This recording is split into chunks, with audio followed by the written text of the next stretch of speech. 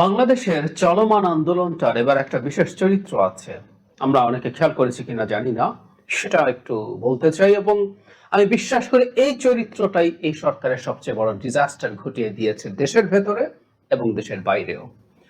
মানে চলমান আন্দোলন বলায় কারো কারো হয়তো মনে হবে আমি কেন বলছি চলমান। আমি বিশ্বাস করি এই যে আপাত শান্ত অবস্থা দেখছি, এটা আসলে মোটেও আন্দোলন ধ্বংস করে গেছে বা সরকার ধ্বংস করে দিতে পেরেছে বা শেষ হয়ে গেছে, মোটেও তা মনে করি না।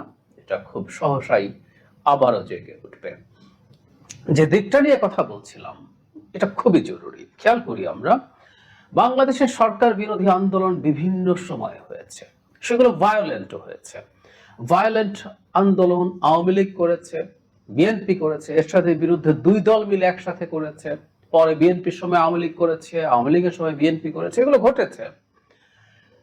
একটা জিনিস কি আমরা খেয়াল করেছি, যখনই কোনো বিরোধী দল সরকারের বিরুদ্ধে আন্দোলন করছে, তখন যখন সরকারি বাহিনীকে বা সরকারের ক্যাডারদেরকে তারা ফেস করে, তারাও মোটি কিছু প্রস্তুতি তারা তাদের সাথে রাখে যাতে তাদেরকে ব্যাকফুটে ফেলে দেওয়া যায়।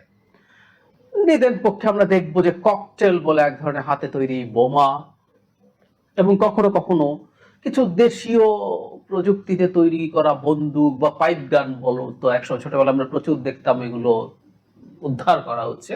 এগুলো মূলত আসলে শর্ট গানের যে শট আছে সেটাকে দিয়ে এক ধরনের গুলি করার এক মানে খুবই কাঁচা ধরনের অস্ত্র, কিন্তু ওগুলো থাকতো। ফলে যেটা হতো যে পুলিশ যখন অ্যাকশনে যাচ্ছে, পুলিশের দিকে কাঁচা হাতে কাঁচা অস্ত্র হলেও গুলি করার অবস্থা থাকতো। ককটেল তো খুব কমনলি ছিল, খুব কমনলি ছিল পুলিশের উপরে পাল্টা আঘাত। কারণ আপনি যখন যুদ্ধের মতো পরিস্থিতিতে দাঁড়ান, পুলিশ যখন আপনার দিকে ধেয়ে আসে, প্রাথমিকভাবে কাঁদানে গ্যাস এবং এর পরবর্তীতে শটগান বা একেবারে রাইফেলের অস্ত্র নিয়ে গুলি নিয়ে, তখন এই পদক্ষেপগুলো পুলিশকে পাল্টা ভীতি তৈরি করে। কারণ আপনি যখন নামেন এই জায়গায়, আপনি অনেক বেশি আক্রমণাত্মক হয়ে উঠবেন যদি পাল্টা আক্রমণের শিকার না হন। সো এই চর্চাগুলো খুব কমনলি ছিল, খুব কমনলি ছিল। এটাকে আমাদের দেশে এক ধরনের মেনে নেওয়ার মতো পরিস্থিতি ছিল, আর মনে করতেন এগুলো হতেই পারে এই ধরনের মুভমেন্টে। এবারকার মুভমেন্ট আমি খুব মন দিয়ে, আমরা সবাই চেষ্টা করেছি, যখন ইন্টারনেট বন্ধ হয়ে গেল তার আগে, পরবর্তীতে টিভিতে বেশ কিছু দিনের মুভমেন্ট আমরা টিভিতে নানান সেন্সরশিপের পরেও যতদূর দেখতে পেরেছি, বা এখন ইন্টারনেট আসার পর আমাদের সামনে প্রচুর ফুটেজ আছে, প্রচুর ছবি আছে। একটা জিনিস খুব স্পষ্ট ভাবে দেখেছি, আমি কোনো একটা ভিডিওতে দেখিনি পুলিশের দিকে পাল্টা গুলি ছোড়া হচ্ছে। আমি কোনো একটা ভিডিওতে দেখিনি পুলিশের দিকে ককটেল ছুঁড়ে মারা হচ্ছে।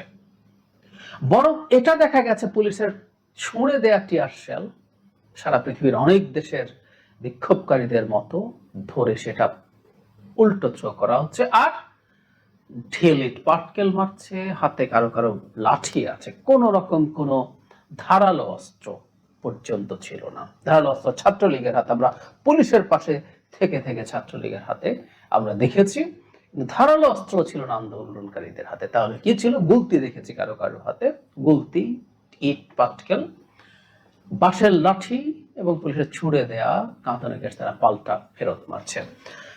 আমরা খেয়াল করছি একেবারে নিরস্ত্র মানুষ, যাদের দিক থেকে পুলিশের উপরে কোনো ঝুঁকি ছিল না, কোনো ঝুঁকি ছিল না। ওই যে বলেছিলাম বহুবার, সর্বোচ্চ তারা যেটা করতে পারতো, তারা রাস্তা আটকে বসে থাকতে পারতো, পুলিশ সেখানে গিয়ে ছত্রভঙ্গ করার চেষ্টা করুক, না পারলে ফিরে আসুক, আবার যাক, কতবার ওরা পারবে।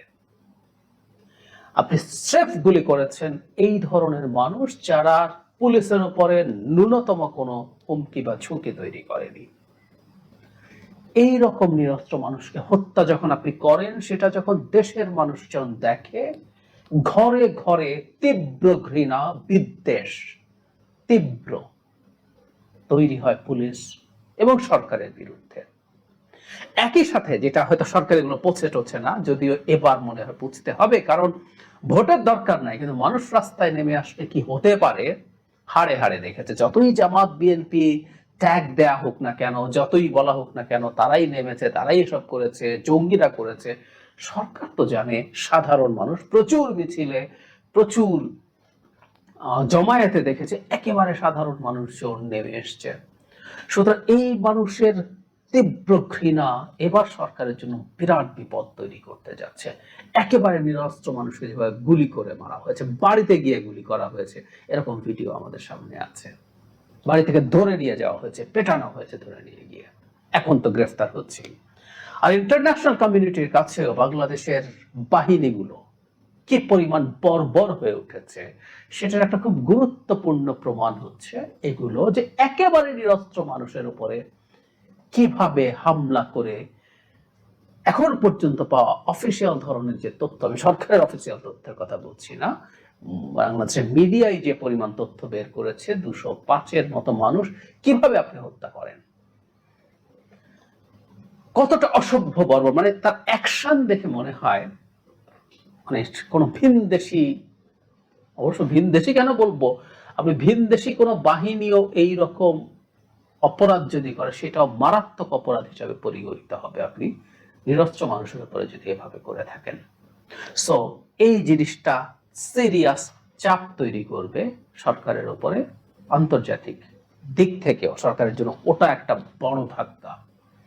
আর একটা কথা কি, মানুষ যখন কোন রকম কোনো পাল্টা অস্ত্র ছাড়া এত সশস্ত্র পুলিশের বিরুদ্ধে দাঁড়ায়, এবং শুধু আপনি নিচ থেকে গুলি করেন নাই, আপনি হেলিকপ্টার দিয়ে গুলি করেছেন, টিয়ার গ্যাস, সাউন্ড গ্রেনেড তো মেরেছেন, গুলিও করেছেন, গুলি করে মানুষ মেরেছেন হেলিকপ্টার থেকে।